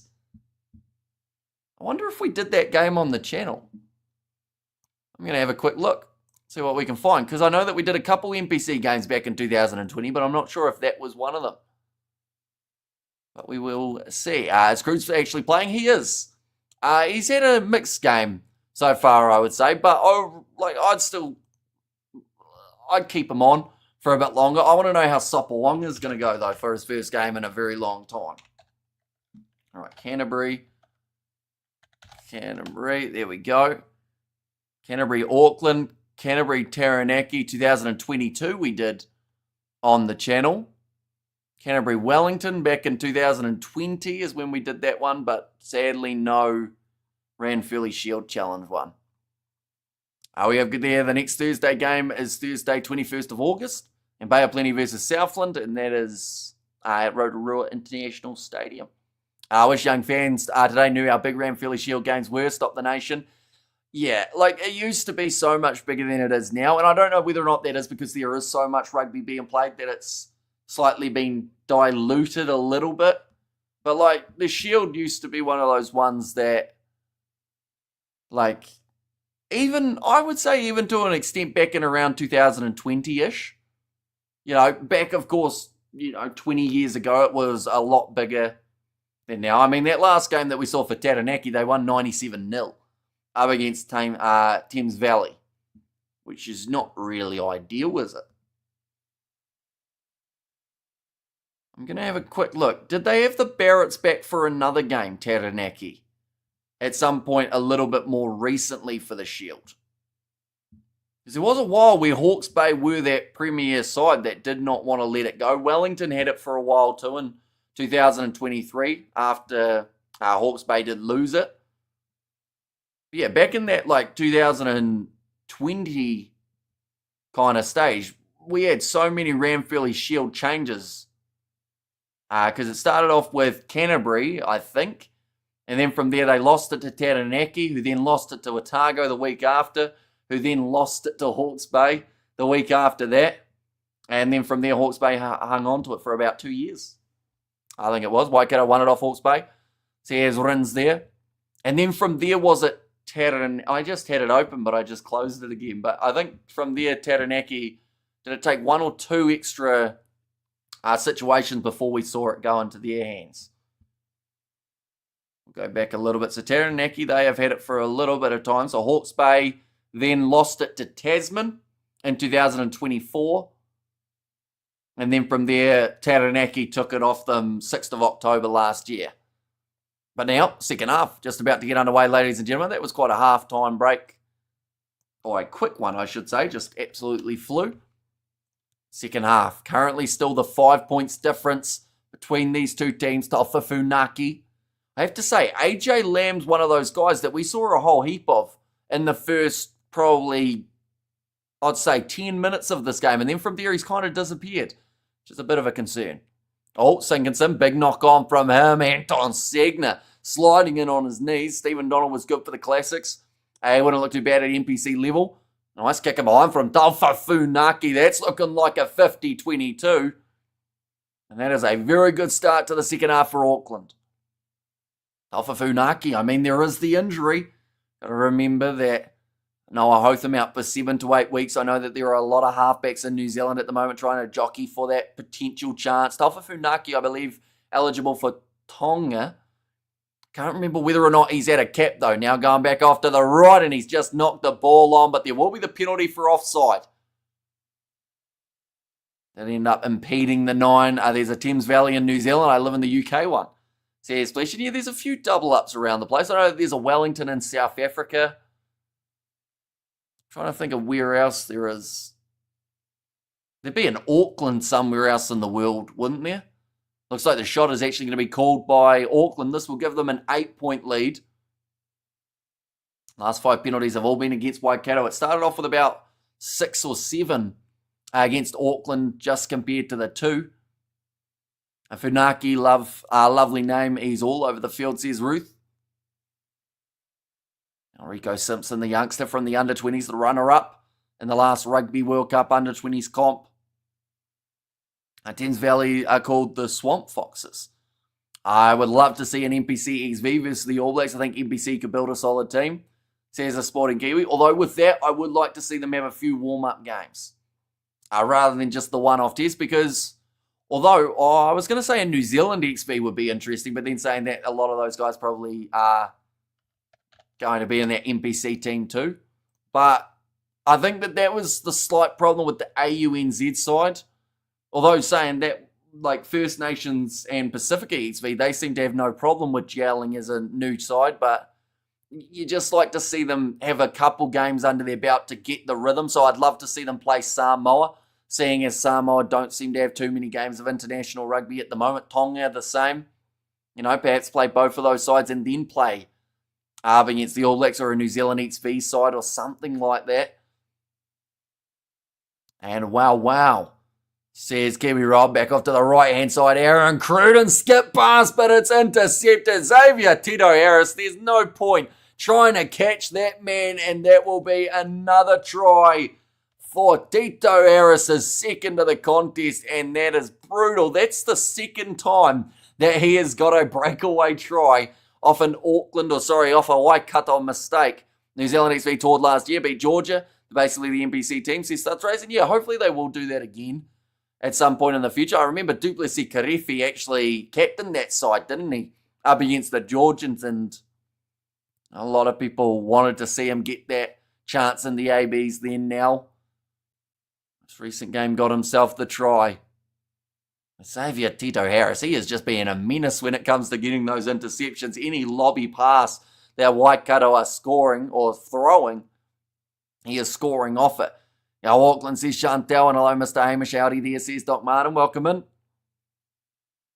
Rico Simpson just has the 10 seconds remaining. I've realised earlier on, I read one in my head about whether or not they have a shot clock in the NPC. They do. But for some reason, I just forgot to answer it and just read it and answered in my head. Rico Simpson brings it around, gets that kick over again. And that is now going to make the score a brutal 27 points to 12. Auckland now got themselves that 15-point lead. Those extra threes as well have managed to add up. And Sapawonga on, says Kiwi Rob. And yeah, I assume that is going to be for Aaron Cruden. Or actually, I might be lying. I think that is going to be Austin Anderson off. Yes, it is. He did have a yellow card earlier on in the match. So Lima Sapawonga, for the first time in a long time, he will be playing in the NPC. Josh Jacob was their number 10, but struggled for a start for the Chiefs. Hopefully he has another great NPC, says Studs Race. He does seem to go all right in the NPC, doesn't he? I feel like this year for the Chiefs, this may sound harsh, but I don't think he was as impactful as he was the year prior. But then maybe that was just because of the role that he was playing and the fact that they went with Mackenzie Moore as a fly half rather than the 15. He only got paid $1. Says Studs Race. Lima Sapawonga to play. And now Aaron Cruden trying to link up the men on the outside. He's knocked it on there. It's going to be another scrum here for Auckland. And it seems like these games also result in blowouts. Says Cats. Now, not necessarily. We saw quite a few close ones last year in the NPC. Although at this stage, Auckland are certainly playing to the conditions a lot better than Waikato are. Apart from Signet's try, all the Auckland points have come from Waikato errors. Yeah. And it's brutal, isn't it? Because, had there not been even just the 2 interceptions for Tito Harris, you cancel out his 2 tries if Waikato make a couple less errors, and then this scoreboard looks very different, 13 points to 12. But it's because of those ones, it seems to be like Waikato have been their own worst enemy at the moment. When it's Otago playing, they're playing at 4:35 p.m. on Saturday up against Southland.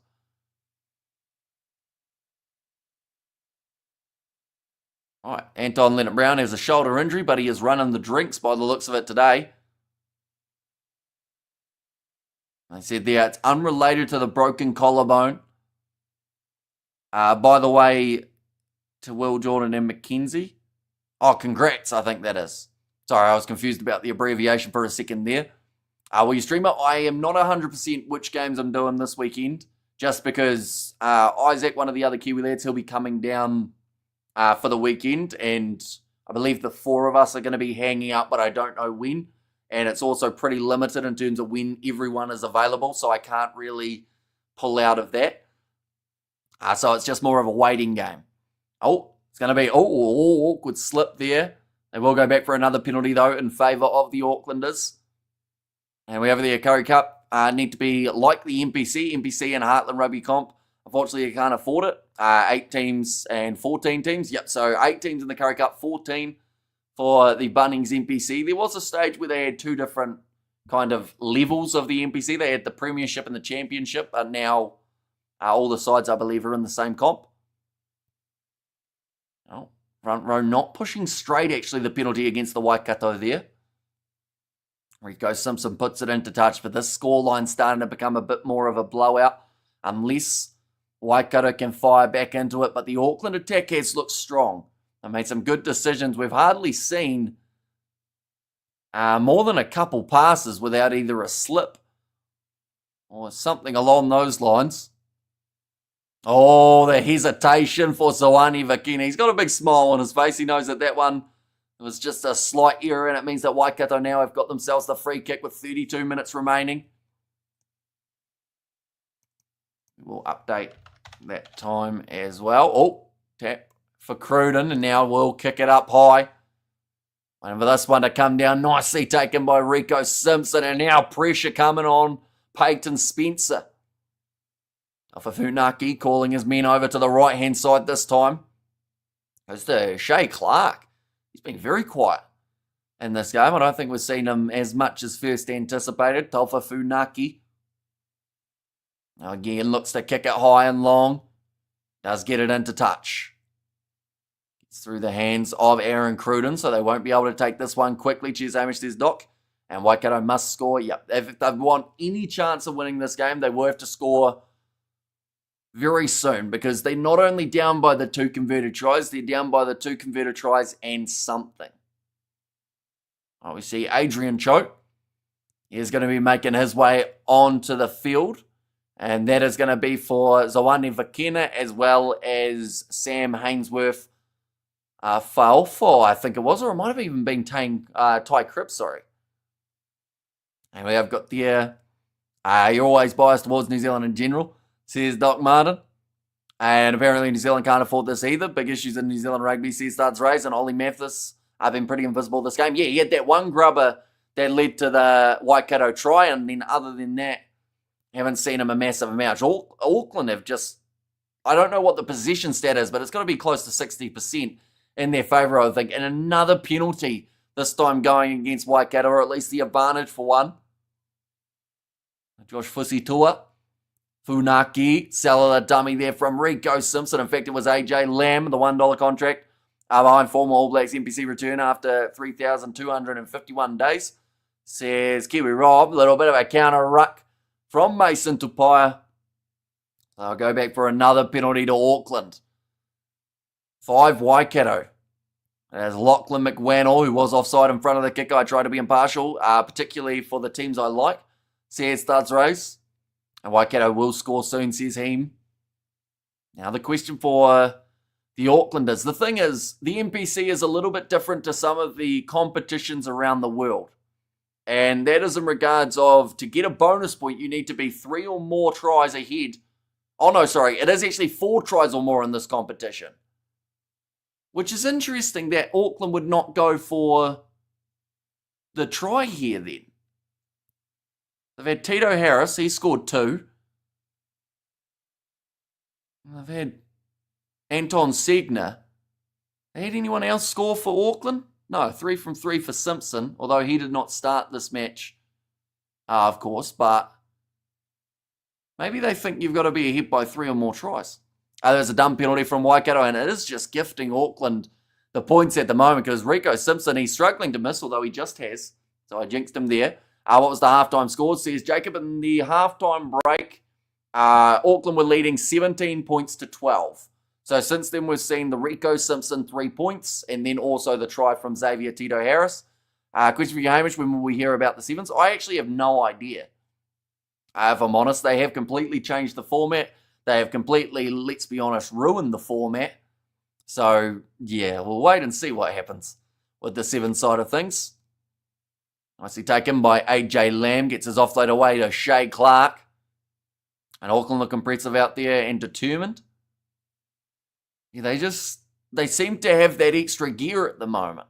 Compared to Waikato, missed tackle from Lema Sapawanga, but eventually goes back and makes it. Shay Clark now around the halfway line. He is tackled hard by Sapawanga again. 2 tackles made in a row. That man, Taufa Funaki. Back across to Angus Ta'avao. Back into the pocket, awkward one, but well handled by Peyton Spencer, chasing after this ball and trying to go up for it for Xavier Tito Harris. He's knocked it on in the process. Sinkinson sneaks through, and he's got a bit of space to work with. Can't quite link up with anyone in his team, though. Now on an advantage. It's going to be against the replacement hooker. Balin Sullivan almost got an interception pass thrown to him, but Go back for offside. Okay, I think they've just said that it was actually the foot of Sanarevi that was offside. 8 penalties conceded each, and once again Waikato will go for the corner here, rather than taking on the 3. At the end of the day, 3 points doesn't do a lot for them here other than get them back within the 15-point window. Right, Liam Anderson about to make his way onto the field, and that is going to be for Patrick McCurran. But the bleach blonde here for Liam Anderson. I don't think that's the natural colour of it, but will certainly stand out like a sore thumb out there. And he's taken that first line out. Xavier Rowe passes it back across to the right-hand side here for Ollie Mathis.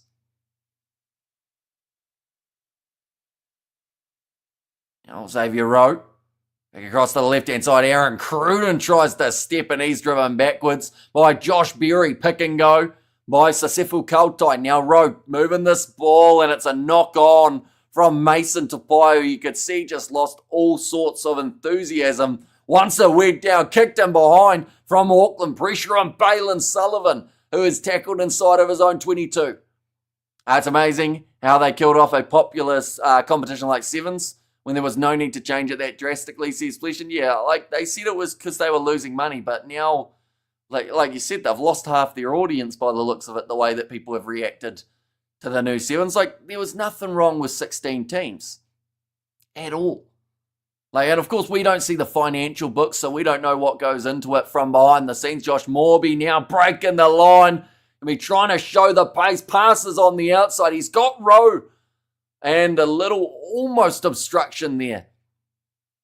Taken down around the halfway line, Waikato.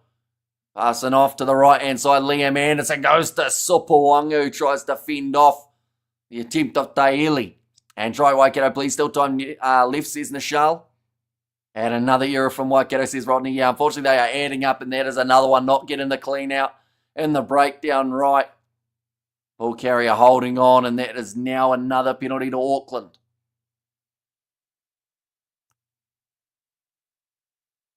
Just sit there. Oh, Mills Miliaina saying he thought that Angus Ta'aval had his knee on the ground. Let's do a little bit of the commentary stuff together at times. Rico Simpson kicking it into touch. And we have got there Waisaki Salabao. Hopefully I said that correctly. But yeah, he is. He's out on the left wing. I always mispronounce his last name. He actually just touched the ball before. Had a dangerous run in the first half, but they haven't been able to get it out to him as much as I don't think they'd like to. We have got there. Looks like the game will just fizzle out, says David. It seemed harsh at first glance. Thought Auckland were lucky with that penalty. Now nicely claimed. Segner goes down, and it will be another advantage going against Waikato. AJ Lamb crashes forward, tackled by Anderson. Trying to be physical in the breakdown, and he has done well, the youngster, to get the counter ruck going. Shea Clark not too happy about it. They will go back for yet again another one. Is this the opening round? It is indeed the opening contest as well for the NPC. Still plenty to come throughout the weekend, as well as tomorrow night, where Manawatu do take on North Harbour. Now, Peyton Spencer. Set one into touch. Old mate Lima Sopawang is back. Non in blue and gold. Says Doc, yeah, it's the first time in 3,200 and something days since we have seen Lima Sopawanga in a Bunnings NPC kit. Thanks, mate, says Taylor, no problem. Now, 10 penalties against Waikato. Auckland's discipline has been a lot better throughout the second half.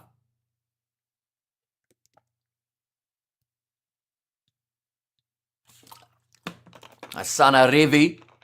He's got it at the back. Now across to AJ Lamb, shoveling this one on. About 10 metres out, but Rico Simpson, very nicely done. Rush defence from Waikato, but it's poor as it's left a gap wide open, and Peyton Spencer strikes and gets another try for Auckland. Just like that, that's really not looking good on the scoreboard. 32 points to 12 at the moment with a kick to come, but Spencer has been solid at the back. Who's attacking? It is Auckland. We're going to see it here. Talfa Funaki, AJ Lamb popped it up to Rico Simpson, who got that offload away. And then we just saw Balin Sullivan defensively get misread as he flew across, missed him completely, and same with Cruden. I think that what we're going to see from Waikato throughout the week is going to be some defensive training, because there's been a lot of gaps and a lot of mistakes that we've seen Auckland capitalise on. Bonus point try, it certainly is, so a great start. Oh, Adrian Choate's going off the field. I think he took a head knock here. Adrian Choate. Is it a head knock? It looked like he was still chatting away to one of the coaches though, but lining up this kick, Spencer hits the post, bounces back out. In fact, that time it was Rico Simpson. That is now going to make the score 32-12. And nice says Chantel, and let's go Auckland, says Blues Nate. And they were losing money, so they decided to go places like Madrid. Yeah, it didn't make sense to me, that choice. Because the other side of things is they're probably going to say in the long term it's going to start making money again, but I don't think it is. Because when you take sides like Kenya out of a competition, sides like Samoa, and, like those sort of teams that bring the atmosphere and make sevens what it is, you're not going to go well. Like USA, are they even in the top division anymore? I don't think they are. I think they're in second. What position is Spencer's boy playing? He's playing 15 for this matchup, 20-point lead. The game over for Waikato, says Rodney. Although Sinkinson still trying to get a little bit of something going here for the away side. Just me or Choate seems to get injured a lot. He unfortunately does, or at least he has been as of late. I think he spent quite a bit of the season, although he was quite a good impact player for the Blues. Oh, Sopawanga, I don't think that was a purposeful pass, but it does end up popping out into the hands of Lachlan McWannell. 25 metres out, it seems like now Waikato's starting to try and throw it around and keep this ball alive, because in the breakdowns, Auckland have stolen about probably 3 or 4 just in this half alone. Now Sopawanga with the skip pass out wide. Nice step, looking for the flick on the outside. It's loose, and there was a knock on from Auckland first. Josh Morby saying that they should have kept on playing. I'm just going to have a look. I believe last year when these two sides played, it was a similar scoreline to this, except it was actually, Waikato beat them by 18. 39 points to 21. And how's it going, Nate? Good to see you. Says Doc. And Carlos Spencer has a talented son. And also, we have there's Nate Smackdown, baby, you're the bomb. Says Ruth. I'm just going to have a look. Who scored all the tries? Aaron Cruden scored the last time that these two sides played, and Daniel Sinkinson got himself a hat trick. Now, he hasn't looked like doing that today. Unfortunately, he's been a little bit shaky with the handling. Anton Segner actually scoring the first the first Auckland try, and that one too. That will be the try this time though for Waikato. Rolling Maul has worked an absolute treat, and it's Ollie Mathis who does pop up with the try. Is the comeback beginning? Or is it just a little bit of that last-ditch effort from Waikato? You see it there, the Maul, James Tucker, fired it back, and Auckland had one man defending about 6, so it was always going to be challenging. And that was too easy. Yeah, just a gap. Not actually sure what went wrong there for Auckland other than the lack of numbers, but I don't know why there was a lack of them there. United States qualified for the 2026 Division 2. Kenya, Uruguay, Germany promoted to Division 2. Yeah, see, but for the likes of a Kenya, it seems to be every time they almost work their way back to the Premier, they then change the rules so that Kenya aren't in the competition. Because people will get very sick of watching the same sides play each other all the time in that 7 side of things. And that's why the round of 16 it used to be was so entertaining. With 16 different teams, because you could find random matchups that could still be won by either side. Here we go, it's on maybe. Says Studs raising. That kick has successfully gone over 2. So we will update that score now to 19 points to 32. I think one misconversion in there for Auckland might end up making them a little bit nervous in the later stages if we do see another try soon from Waikato. About time, Waikato says Anovman. Oh, drop ball from Ta'avao, and the counter attack for Lachlan McWannell. Wide cut out pass. They've been trying it all day, and half the time it's led to turnovers. But Josh Morby, that's going to be knocked down. So they'll go back Okay, Xavier Rose arguing that it was a deliberate knockdown, but I think if they watch that replay, they'll see that it was going to be a 4 pass from Josh Morby first. In fact, they're going to give it as a deliberate knockdown, in fact. There you go. Intentional knock on against the game. Wasn't fizzing out then, says David. Now, Aaron Cruden going for the banana kick. Gets it into touch. This is a chance for Waikato. NPC, baby, don't blink. Says Studs Race. Yeah, we've seen some pretty close games throughout the NPC. I'm going to have a quick look and see what the very first game of 2024, what the score was in that. Nicely taken by McWano, who has been one of the standout players for Waikato. Balin Sullivan, just another really bad pass. Choosing the wrong time to throw it as Xavier Kaeli rushed up. Funaki, 57% territory for Waikato in this game. Okay, the advantage is over now for the knock-on. Opening contest last year was 31-15. And then Auckland versus Wellington was 29-21. Oh, bit of a loose ball. Lema Sopawanga gets it, kicks it in behind. Won't win the foot race as there is an Aucklander back at fullback. I believe it was Spencer this time. And it is going to be kicked into touch. Another opportunity for the Waikato on attack. Taranaki 31. Counties 15. Says Kiwi Rob certainly was. So the closest game of the first round was actually an Auckland contest up against Wellington, in which they did lose 29-21. In terms of the lineups, they had Caleb Tangitau out on the wing for Auckland. They had AJ Lamb and Tenuelu Talia in the middle. Lolagi Vizinia at number 15. This is only a year ago. A lot of changes compared to there. Akira Ioane as the number 6. Marcel Renata was there too. And for the Lions, they did have Peter Larkai, Duplessis Karefi, Julian Savia. He's going to be playing in the centres for the matchup up against the Canterbury side. That's not a straight throw from Waikato. Every time they almost get themselves back into it, they make a bad mistake that just ends up costing them. And Bay of Plenty is the Bay. Says Kiwi Rob. How are you good there? Hey, I just woke up from a nap. How are you, brother? Says Baden. Doing very well. This game, it seems like in a non-mean way, Waikato almost have woken up from their nap at the start of the second half. They've started going that little bit better here, but then they still are making errors. Lineouts need work from both teams, inconsistent. Says Studs Race. Oh, ball's knocked back by Waikato. No look pass. And it's going to be knocked on by Angus Tarval, but that could have been another interception try opportunity. Unforced error from Waikato. Yeah, and they are just happening thick and fast. Any hat-tricks tonight? We've seen 2 tries from Xavier Tito Harris, so he is as close as anyone is, and I believe he is still out there on the park. Now, Rowe kicks a high, 14 minutes remaining in this fixture. The opening contest of the NPC. Bit of a slip there for Simpson. Our line-out hooker needs spectacles and lipstick. I can understand maybe the first one, but what does he need the lipstick for? And JD. Tell for Funaki. Ball rolling this one back.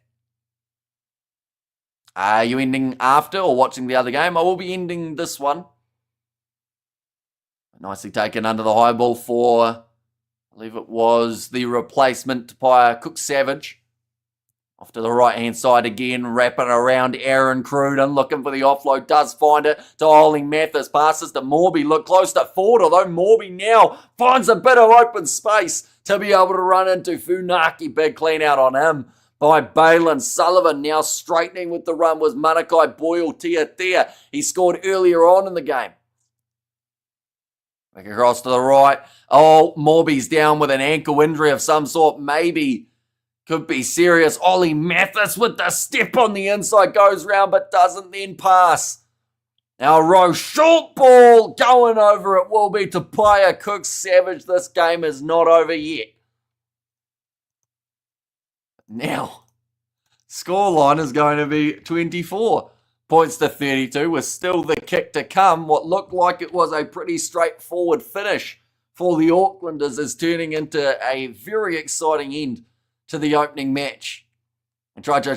What a score. It is on. I thought I saw a knock on, says Studs Rays in there. Player Cook Savage spinning, and also with that slipperiness just ends up going round. That young blondie for Waikato has a lot of energy, says Rodney. He made his way off the bench in this game, Luke Anderson. And like even just that first breakdown that he tried to win looked like, you know, he had intent there, which is, I'm sure, what the coaches love to see. Trying to work out if Morby's still down. I don't know if he is down per se, but he may be taken off the field. The game is in Sydney. Says Baden in there for that Veterans game. And game on, family, says Blues Nate. And this could go down to the wire. Certainly could. Aaron Cruden lining up the kick and does miss away to the side. So that keeps the score line to 8. And that kick needed to go over to get it that little bit closer. You do see there Mason Tupaia. He's making his way off the field too. What are you saying? I said stuff didn't say. The knock-on thing. Sorry, I meant Kiwi Rob then. My apologies. And how does Ioane Moananu go from potential All Blacks bolter to not even being wanted by the New Zealand team? Says the Sporting Kiwi. I don't know if he's not so much wanted, but I think it's just more one of those cases of, sadly, what hurt Moananu was the fact that Bell and Taylor both came back. You know, because once Cody Taylor was, second half of the season, they were always going to go with Taylor more. And then when Bell returned, it took Moananu out completely, even though I felt like Moananu was actually playing better than Bell. But sadly, that's one of the problems you've got when you're a young guy. And you've got two slightly, well, not even slightly older, but slightly more experienced guys in there that they go to. He's going to New South Wales Waratahs next year. Yeah, so it will be interesting to see what happens for his kind of international side, whether or not he is going to be just over there for a brief period or whether he does stay for a while. But honestly, it's a good move for him because like he's not getting game time at the Crusaders with those other two there. So they might as well find like somewhere for him to play that he will get opportunities. And Orc's probably getting a Ranfurly Shield challenge this year. Says Nathan, says Nas. It does depend a little bit in terms of who's going to be winning those certain contests. Right, kick it into touch there for Simpson. It's another opportunity for Auckland on attack. What happened to Scott Barrett next season? I think he's going overseas for a sabbatical, isn't he? I thought the Blues tried to get Moananu to replace Ricky Talley. Says Freshman. Maybe. Yeah, well, that's the thing. The Blues, they have now got that door open, haven't they, in terms of another chance. Not contested. Wasn't the straightest either, but because it wasn't contested, it is fine. We have good there. Good luck to him. Hopefully he plays the house down on a New Zealand team and entices him back. Says starts race. Almost a steal there in the breakdown for Waikato. Looks like maybe that one had a bit of a delayed reaction of pain there. We'll mention James Arscott has made his way onto the field now too for the Aucklanders, replacing Taufa Funaki. Across to the left-hand side. 10 metres from the line. Little bit of a counter ruck. I don't know what happened with Segner there. I think he joined from the wrong side of the breakdown to clear out Tucker, and it was effective because they got rid of any international imports for this year's NPC. I know that there are a couple Japanese players for... who did I see had the two Japanese signings? I don't know if it was Waikato or whether it was maybe Otago. Tucker yelling high as he's being tackled. What does sabbatical mean? It pretty much means that you are going over for... It's kind of like in football, a short-term loan type of situation. Where is Aiden Ross going? He's going to the Reds, I believe. Is where he's ended up. He actually got to play a game for them during the British and Irish Lions tour. Who's attacking Session Charles? Now it is going to be the Aucklanders. Got themselves the attacking chance with Sana Revi to throw this ball in. Currently 72 minutes down, so that Waikato counter back into this game seems like it slightly disappeared, definitely with another penalty going the way of Auckland. Now, I will mention Waikato actually have a bonus point at the moment for 4 tries being scored throughout this match. Yeah, no, that looks like a choke. I thought it was a concussion when he went off initially, or I assumed that it was a head knock, but it's actually the bicep or something in the arm. As he had the ice on it straight away. Nathan Hasty's to the force. Looks like Scooter might be doing a non-playing sabbatical next year. says in Soviet Russia, and also who will captain the Crusaders, says Baden. I'd say Cody Taylor, probably the most likely guy, or David Havili might be the guy that they look at. One of those two, I think, will be in charge. I reckon Baden Spencer should play for the All Blacks. I think that one day he will get his chance. But I don't know if now's the right time to chuck him in there. I think he still want to hone his craft that little bit more. And Ioane Moananu, Counties Manukau with Cam Roigard and Dalton Papali'i. That one's going to go over. And it will now make the score just that little bit further in Auckland's favour, making it 35 points to 24, an 11-point fixture with just the 7 minutes remaining. Havili again will be awesome. CS Studs race. Now kicking off Aaron Cruden. Josh Morby, I don't think Josh Morby stayed out there on the field after unfortunately hurting his, I want to say it was probably a high ankle injury, not just because that's been one of the most common ones that we have seen in New Zealand as of late. But Saifaloi, he makes his way off the field. He had a very good game from that number 6 jersey for Waikato, one of the more physical players out there, alongside Ollie Mathis, who has found his feet throughout the second half, playing the 9. Penalty going against Jay Clark. Mark, they will not take it quickly. I hope they get 50 players on the field. The Wallabies Classic game, says Novma. Ready to kick this one into touch.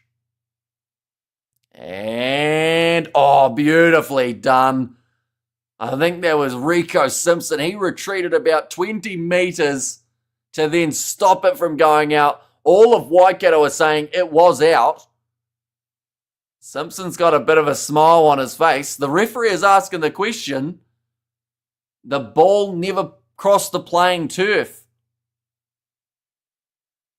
James Tucker was not happy with it, but Rico Simpson, oh, is it because he started outside of the field of play that they're saying? But I think that's fine as long as you land in the field of play, which is what he ended up doing.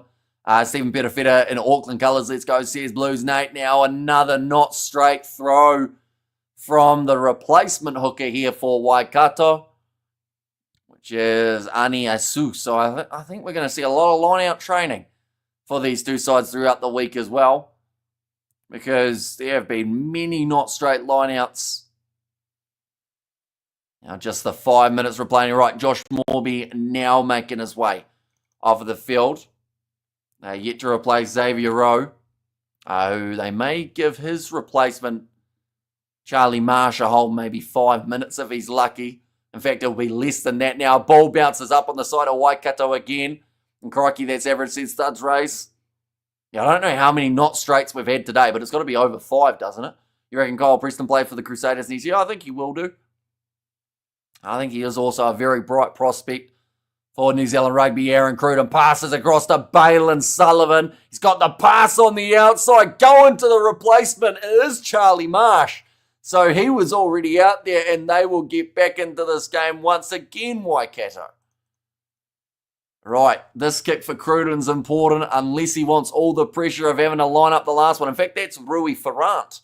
So not Charlie Marsh. I don't know what happened to Charlie Marsh. Obviously, he wasn't the guy who's going to be making his way off the bench today. A late change, perhaps. Just very nicely done by Waikato. And the no-look pass from Balin Sullivan. We have got their press and re-sign with the status in 2027. And Try Waikato, says Rodney. And when is the other game? What other game are we talking? The Australia one, Baden? Aaron Cruden sitting 2 from 4 today. And this kick, it's just got too much shape. It's going to go away to the left again. And that is going to make the score now 6 points difference, 35 to the 29. This game is not over. 3 to go, 6 points difference, and 3 missed kicks from Aaron Cruden could have made this 35-35 going into the final moments. Get in there, come on, Mulu, all to play for. A nice typical NPC, rugby's entertaining. Says Blues Nate. Both sides have got themselves the bonus point at the moment. Both would receive at least 2. Auckland slow with the restart, says Rodney. Trying to use up those vital seconds off the clock Taken by Lima Sopawanga. Oh, big shot coming in. From, it would have been Tui Pelotu. With the Kiwi Lads commentary, and kicks can make all the difference, they certainly can. And Waikato, they're going to have to go the full length of the field here inside of their own 22. Aaron Cruden passes on the outside, finds Balin Sullivan again, but he's tackled very well by James Arscott. Trying to roll away. Oh, referee almost did his ankle there. I mentioned about the slipperiness, and that was almost a really ugly ankle roll for Paul Williams. Skip past Sapawonga, gets it down. Referee on the touchline just slipped over too. He gets back up to his feet. Seems like it's getting slippery as the day progresses. Big carry forward from Quinn. 6 points separating them. Lima Sopawonga. Oh, he goes through and he's got the pass on the outside to Paya Cook Savage. Back on the inside and Lima Sopawonga scores. Over 3,000 days since that man has stepped on an NPC field. And he has now scored what could be the match winner for the Waikato. And Lima tries, says Blues Nate. 1 try for the season, 7 in his career. Like I mentioned, over 3,000 days though, but he causes the initial line break. Went to Tapaya Cook Savage, who went back on the left to Sopawonga on the inside. And like they said, just getting that little bit closer to the post too. It's probably about 25 out. And it has to be perfect from Aaron Cruden, who has missed more times than he has got it throughout this game. Lines up the kick and does get it over this time. They are in the lead now, Waikato, with just 30 seconds left on the clock. The wheels have come off for Auckland in a game that they seem firmly in control of. Heading early in the second half. Bit of a limpia for Sopawonga. It may be his last game for 3,200 days in the NPC too, but kicked off by Rico Simpson. Taken there by Waikato. Shea Clark, he might have just rolled his ankle on the slippery surface too, but the ball's been stolen by Auckland. So they have now got the last attacking chance of the game. Moving up to the 22. James Arscott. If they win a penalty here, Simpson, you'd have to back him to get it over. There's the full-time siren just sounding, but the ball is available. James Arscott going on the inside, finding it will be Oscar Cowley Andrea. I don't think a drop goal's on the cards here. I think they have to go for the full 7. Arscott going off to Anton Segner.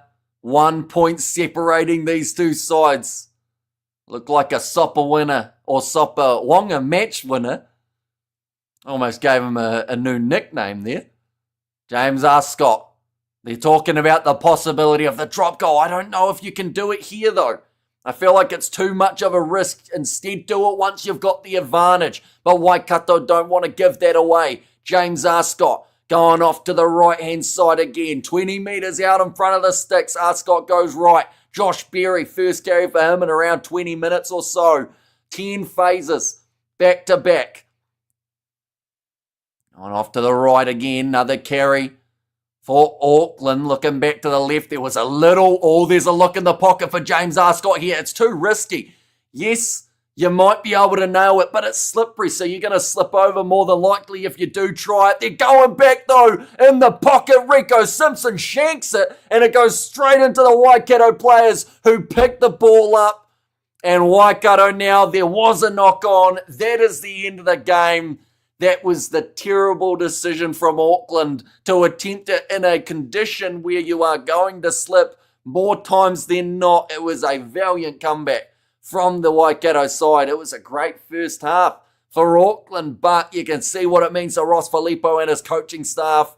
They did somehow pull off the upset. I wonder what the odds would have been for them in the second half, because they wouldn't have been too good after 2 quick-fire tries. They were down by 20 points at one point in this match, but they were up by 1 at the final whistle of this game. What happened, says Ruth? Well, we saw a monumental comeback in the NPC, just like we always do. Lima Sopawonga, the man of the moment, and the man who got that last try for this Waikato side. He wasn't even going to be there. Anton Leonard-Brown was supposed to be playing, but due to a shoulder injury, he looks like he's all right. He's just hugged Lima Sopoaga with both shoulders, so possibly could have played, but instead Sopoaga got his moment. That's gold. What a game NPC delivers, says Studs Rays.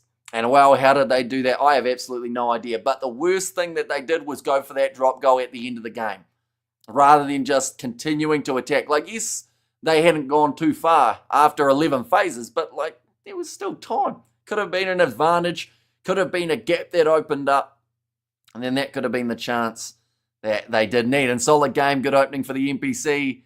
Yeah, much closer than last year's. You can see the frustration on the faces of the young Auckland players. They know that that one slipped through the fingertips, but what a game. Definitely with the conditions. I think a lot of people would agree. There were a lot of handling errors. There were a lot of mistakes made.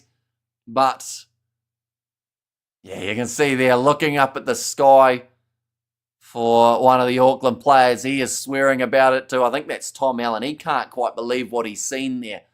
And typical NPC, not over till full time. For those who don't watch NPC, says Blues Nate. And that was great, says Chantel. And Bugger says Anaz there as well. But Sopoaga, late to help Waikato kick off their 2025 NPC campaign with a victory at Eden Park is what they've just got there as their headline, and that will be one of them that does go around New Zealand in the near future. But nonetheless, I'm glad that it was a close game. I will say that. At one point it looked like it was going to be a bit one-sided, but that is the NPC for you. Always a chance of a comeback. We have got plenty more coming up in the near future. I'm not sure of the schedule as of yet, but I feel like this game in particular showed exactly why we wanted to cover the NPC for the first time in 3 years. It is always entertaining, and you just never know what's going to happen next. But thank you all very much for tuning in. If you did enjoy, be sure to leave a like and subscribe to the channel, and I will see you all for the next one.